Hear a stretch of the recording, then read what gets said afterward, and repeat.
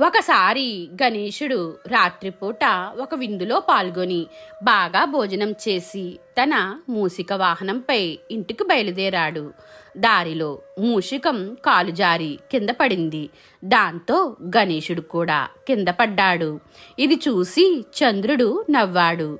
గణేశుడు కోపంతో, "నువ్వు నన్ను చూసి నవ్వావు కాబట్టి నిన్ను చూసిన వారు అశుభాన్ని పొందుతారు" అని శపించాడు. ఈ శాపం వల్ల చంద్రుడు తన కాంతిని కోల్పోయాడు. అప్పుడు చంద్రుడు పశ్చాత్తాపడి గణేశుడిని వేడుకున్నాడు. గణేశుడు దయతలచి, "వినాయక చతుర్థి రోజున నిన్ను చూసిన వారికి మాత్రమే ఈ శాపం వర్తిస్తుంది" అని శాపాన్ని తగ్గించాడు. అందుకే వినాయక చవితి రోజున చంద్రుణ్ణి చూడకూడదని చెబుతారు. మీకు ఈ వీడియో నచ్చితే లైక్ చేయండి, షేర్ చేయండి, కామెంట్ చేయండి, నా ఛానల్ని సబ్స్క్రైబ్ చేసుకోండి.